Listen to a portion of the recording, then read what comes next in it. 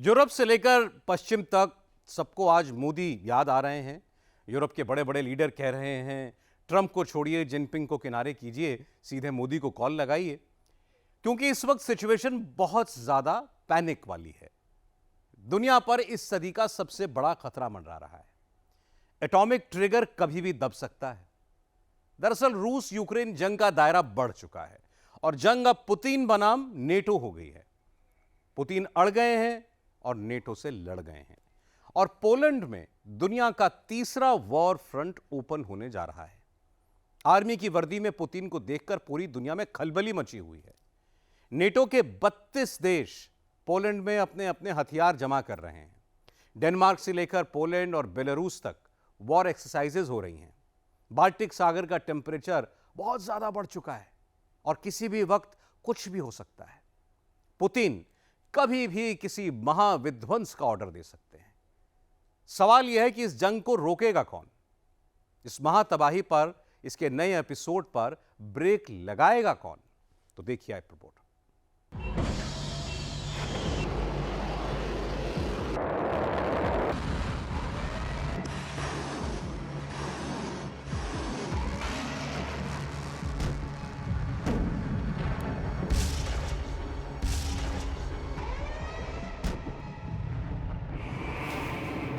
Belarus में nuclear war की सबसे बड़ी एक्सरसाइज चल रही है।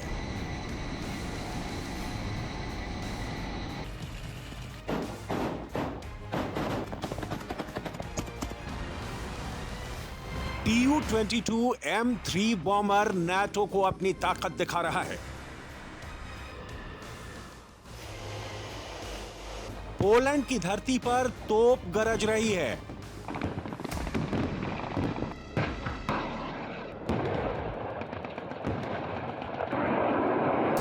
हेलीकॉप्टर उड़ रहे हैं, टैंक दौड़ रहे हैं।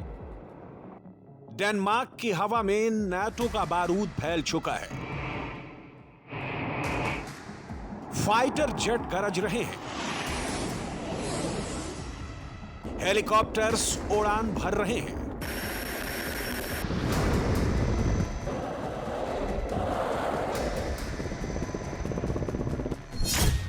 क्या नाटो और रूस के बीच महाविध्वंसक जंग शुरू होने वाली है?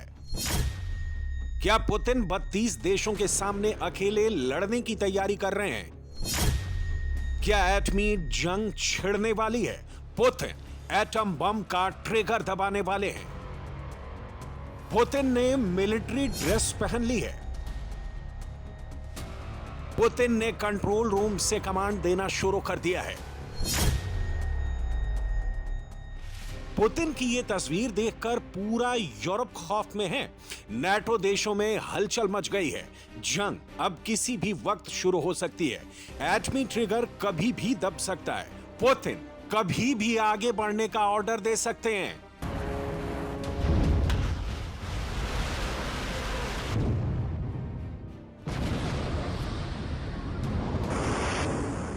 बाल्टिक सागर में टेंशन बहुत हाई है। पोलैंड ने अपनी जमीन पर सबसे बड़ी वॉर एक्सरसाइज शुरू कर दी है। पैट्रियट मिसाइल सिस्टम तैनात कर दिया है।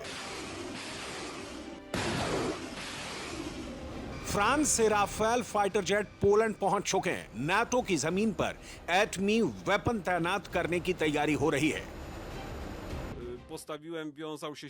हम नहीं चाहते हमारा युद्ध यूक्रेन जैसा डिफेंसिव दिखे। हम यूक्रेन जैसे नतीजे पर नहीं पहुंचना चाहते हैं। हमें यह युद्ध कम से कम कीमत पर जीतना होगा, इसलिए हम लड़ाई की अलग तैयारी कर रहे हैं। डेनमार्क में दुनिया के सबसे बड़े युद्ध की एक्सरसाइज शुरू हो चुकी है। पुतिन बनाम नाटो की जंग का काउंटडाउन शुरू हो चुका है। नाटो ने साफ कह दिया है कि पोलैंड पर हमला हुआ तो नाटो उसका जवाब मिलकर देगा। रूस ने भी कह दिया है कि पोलैंड नाटो के जाल में फंस रहा है, उसके 2 टुकड़े कर देंगे। पोलैंड में रूसी ड्रोन की घुसपैठ के बाद सिचुएशन बहुत बिगड़ चुकी है। नाटो बनाम पुतिन की जंग कभी भी छिड़ सकती है। कभी भी सबसे बड़ी जंग का ऐलान हो सकता है। 10 सितंबर को रूस के 19 ड्रोन ने पोलैंड में घुसपैठ की। 15 सितंबर को रूसी ड्रोन फिर पोलैंड में घुस गया और आज फिर पोलैंड ने दावा किया कि रूसी ड्रोन ने घुसपैठ की है। अगर पोलैंड का दावा सच है तो मतलब साफ है कि पुतिन रुकने को तैयार नहीं है, झुकने को तैयार नहीं है। ना वो नाटो से डर रहे हैं, ना पोलैंड से। रूस यूक्रेन की जंग को 1302 दिन हो चुके हैं। 240 दिन से ट्रंप जंग रुकवाने की कोशिश कर रहे हैं, लेकिन कुछ नहीं हुआ। रूस यूक्रेन पर लगातार हमले कर रहा है, जंग विध्वंसक होती जा रही है।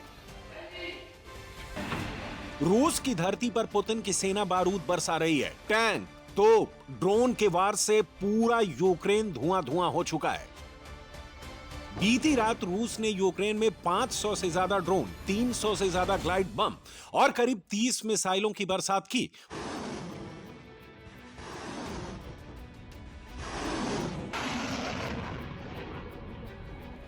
पुतिन का रौद्र रूप देखकर ज़ेलेंस्की बैकफुट पर आ चुके हैं, शांति की उम्मीद छोड़ चुके हैं। Щодня триває російський терор. रूस का आतंक हर दिन जारी है। हर दिन रूस युद्ध को खत्म करने, गोलीबारी रोकने और बातचीत की संभावना को नकार रहा है। यूक्रेन में हो रही हत्या और हमले रोकने के लिए हमने डोनाल्ड ट्रंप के सभी प्रपोजल्स का पॉजिटिव रिस्पांस भी दिया है। यूक्रेन युद्ध खत्म करने के हर तरीके को आगे रख रहा है।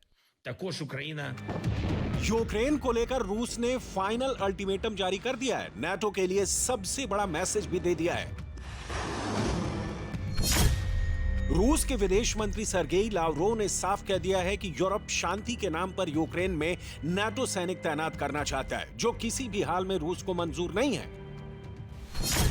ज़ेलेंस्की नहीं, पूरी दुनिया को समझ में आ चुका है कि जंग अभी तो नहीं रुकेगी। इसलिए ज़ेलेंस्की ने $120 बिलियन की जरूरत बताई है। रूस के वार से बचने के लिए अमेरिका और नाटो से एयर डिफेंस सिस्टम की डिमांड की है। अमेरिका ने यूक्रेन को बचाने के लिए पैकेज को मंजूरी दे दी, लेकिन उससे पहले ही पुतिन ने अगली चाल चल दी। पुतिन ने ज़ेलेंस्की के साथ पूरे नाटो को अपने जाल में फंसा लिया है। पुतिन ने पोलैंड के एयर स्पेस में ड्रोन भेजे।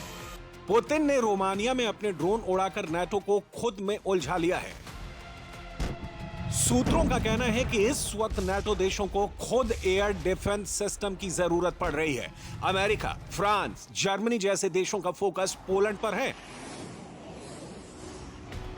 पुतिन का अग्रेशन देखकर नाटो में खलबली मची हुई है। अभी कोई भी देश यूक्रेन को डिफेंस सिस्टम देकर खुद को कमजोर नहीं करना चाहेगा। इसलिए ज़ेलेंस्की को जल्द ही डिफेंस सिस्टम मिलने के चांस घट गए हैं।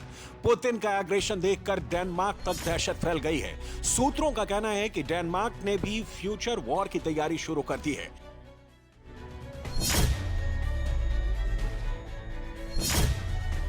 डेनमार्क लॉन्ग रेंज मिसाइल और ड्रोन खरीद का ऑर्डर देने जा रहा है।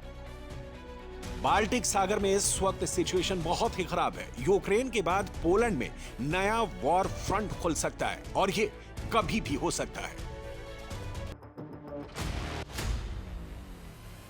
सवाल यह है कि पुतिन आखिर 32 देशों की सेनाओं से एक साथ उलझने का प्लान क्यों बना रहे हैं? नाटो से डायरेक्ट फाइट क्यों करना चाहते हैं? इसका जवाब भी समझ लीजिए। यूक्रेन नाटो के हथियार के दम पर 3 साल से जंग लड़ रहा है। डिफेंस सिस्टम से लेकर अटैकिंग वेपन तक अमेरिका और नाटो से ही उसे मिल रहे हैं। रूस पहले से कहता आ रहा है कि वो यूक्रेन की धरती पर नाटो से जंग लड़ रहा है। पश्चिमी देश यूक्रेन को मोहरा बनाकर जंग को लंबी खींच रहे हैं।